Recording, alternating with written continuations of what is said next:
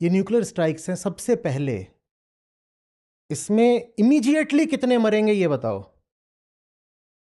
10 से 15 करोड़ लोग। 10 से 15 करोड़ लोग ये इमीडिएटली, ये मरेंगे नहीं, ये भाप हो जाएंगे, ये भाप हो जाएंगे।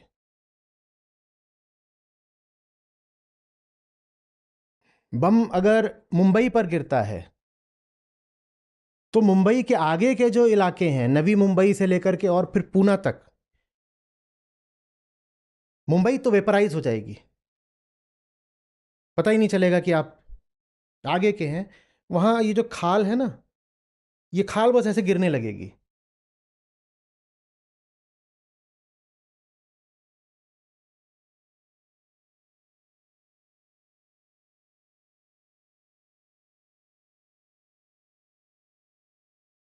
खाल पहले ऐसे मिनटों के अंदर पहले ऐसे भयानक फफोले हो जाएंगे, उसके बाद खाल ऐसे गिरेगी। ये जो न्यूक्लियर वेपन होता है, आपके समझ के लिए बता दूं, जब ये एक्सप्लोड करता है तो इसका तापमान सूरज की सतह पर जितना तापमान होता है उससे ज्यादा होता है। समझ लो सूरज जो है हमारा वो ठीक आपके सर पर आ गया है, आपका क्या होगा?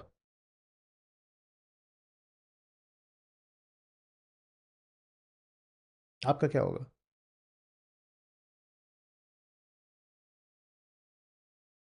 10 से 15 करोड़ तुरंत मरेंगे, बाकी रेडियो एक्टिव लाशें बन जाएंगे।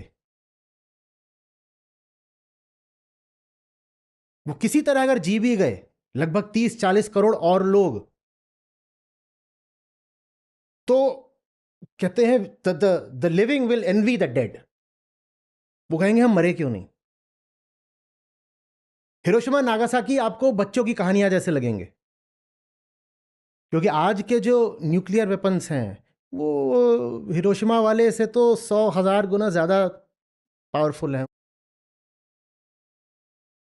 और जब न्यूक्लियर वेपन डाला जाता है ना, छोटा नहीं डाला जाता। बताओ छोटा क्यों नहीं डाला जाता? क्योंकि आपको पता है अगर वो बच गया तो पलट के मारेगा, तो आप कहते हो जो बड़े से बड़ा वेपन डाल सकता हूं वो डाल देता हूं ताकि वो बचे ही ना। न्यूक्लियर एक्सचेंज ऐसा नहीं होता कि धीरे धीरे ग्रेजुअली एस्केलेट करेगा। जब न्यूक्लियर वेपन यूज होता है तो जो सबसे बड़ा होता है ना, वो डाला जाता है कि दुश्मन पूरा खत्म हो जाए, क्योंकि अगर वो बच गया तो मुझे नहीं छोड़ेगा।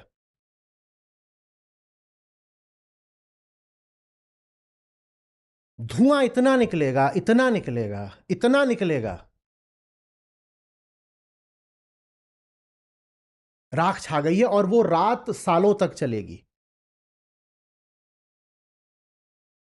सूरज जैसी कोई चीज बचेगी नहीं, आपको सूरज दिखाई ही नहीं देगा। उसको न्यूक्लियर विंटर बोलते हैं। न्यूक्लियर विंटर, हमेशा के लिए जाड़ा हो जाएगा, सूरज दिखाई ही नहीं देगा। बारिश की तो कोई बात ही नहीं। ये नहीं कि उन दिनों मानसून नहीं आएगा, मानसून फिर कभी नहीं आएगा।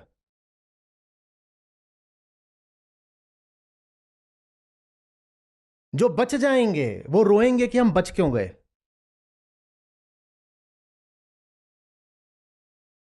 कहीं अन्न का एक दाना नहीं उपज सकता।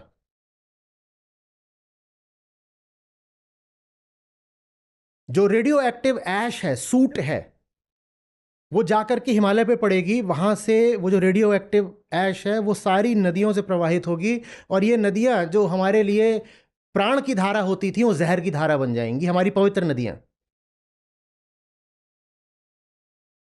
क्योंकि वो पानी ही रेडियो एक्टिव हो चुका है। आप उस पानी की एक बूंद भी पियोगे, आप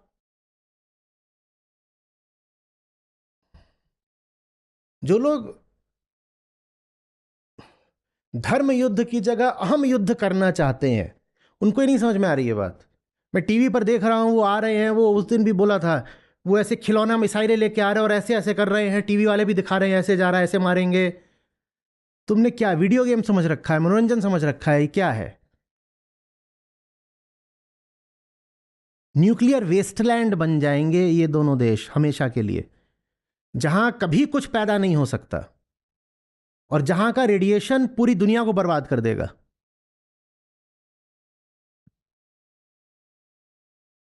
जो बच्चे पैदा होंगे उनके किसी के 4 सर होंगे, 5 आंखें होंगी, सब के सब डिफॉर्मिटीज के साथ पैदा होंगे, अगर वो बचे रह गए तो। आमतौर पे जितनी महिलाएं होती हैं, जैसे ही रेडियो एक्टिव उन पर पड़ता है रेडिएशन, तुरंत उनका गर्भपात हो जाता है। पर अगर बच्चे बचे रह गए तो वो सब के सब डिफॉर्मिटीज के साथ पैदा होंगे, जेनेटिक म्यूटेशन हो जाएगा।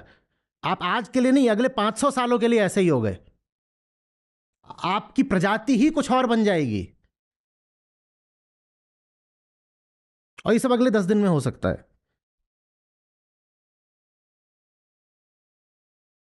और सुनो, ये सब जो जनरल और नेता लोग हैं जो बटन दबाएंगे, न्यूक्लियर बटन, ये बटन दबा करके फ्लाइट लेके अमेरिका निकल जाएंगे। कोई नेता नहीं मरने वाला, कोई जनरल नहीं मरने वाला। आप जहां जहां बम गिर रहा है वहां तो वेपराइज हो जाओगे, भाप बन जाओगे, और उससे सैकड़ों सैकड़ों किलोमीटर दूर तक आप जलोगे नहीं, आप पिघलोगे। जैसे सोचो ना, सूरज पर कोई पतंगा पहुंच गया है, उसकी क्या हालत हो रही है। सूरज आ गया आपके सर पे, ठीक, वो जो न्यूक्लियर वेपन है वो फटेगा, सूरज से ज्यादा टेम्परेचर पैदा करता है, ठीक आपके सर के ऊपर।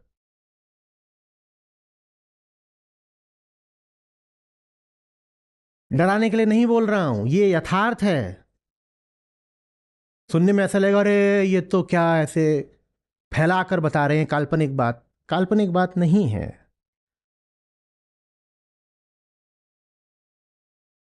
तो ये नौबत कभी आती भी नहीं। ये सब कुछ तब होता है जब कुछ लोगों के हाथ में निरंकुश सत्ता पड़ जाती है, तब वो कुछ भी कर सकते हैं बिना जवाबदेही के, कोई अकाउंटेबिलिटी नहीं बचती।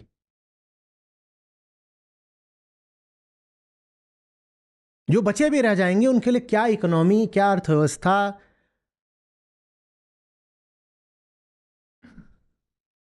सब कुछ पिघल चुका है।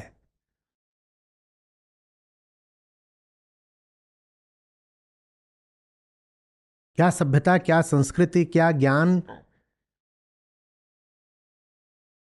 क्या खाओगे, कुछ पैदा ही नहीं होगा अब जमीन पर।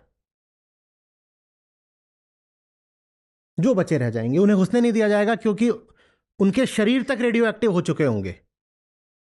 क्या करेंगे तो उन्हें घुसेड़ करके, जहां जाएंगे वो वहां मौत का कारण बनेंगे। अब वो चलते फिरते बम हैं।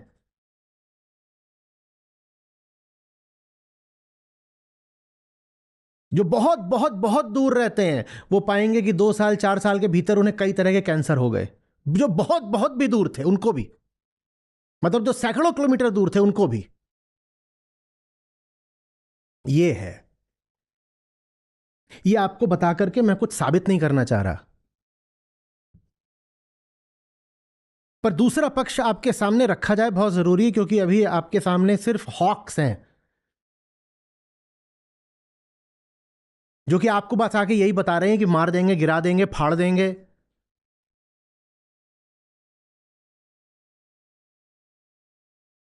फिर कह रहा हूं, कृष्ण भी अर्जुन को धर्म युद्ध लड़ने को कहते हैं, अंधा युद्ध लड़ने को नहीं कहते। धर्म युद्ध लड़ने को कहते हैं, लड़ो, जरूर लड़ो। अर्जुन को धक्का देकर के कहते हैं कि लड़ना पड़ेगा, पर अहम युद्ध लड़ने को थोड़ी कह रहे हैं कि अहंकार के नाते युद्ध लड़ो। और मैं जरा सी भी अतिशयोक्ति नहीं कर रहा हूं, मैंने आपको जितनी बातें बोली हैं जाकर के पढ़ लीजिए, प्रचुरता में सामग्री उपलब्ध है, बहुत इस पर रिसर्च हो चुकी है। तो प्रश्न उठेगा कि फिर करें क्या।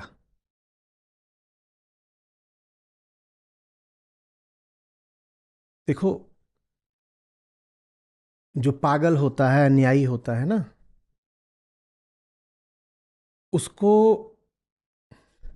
सिर्फ युद्ध के मोर्चे पर ही हराया जाए ये जरूरी नहीं है। युद्ध के मोर्चे पर भी उसको हार दे दो, पर उसको ज्यादा बड़ी हार, ज्यादा बड़ी तकलीफ दूसरी तरीके से दी जाती है।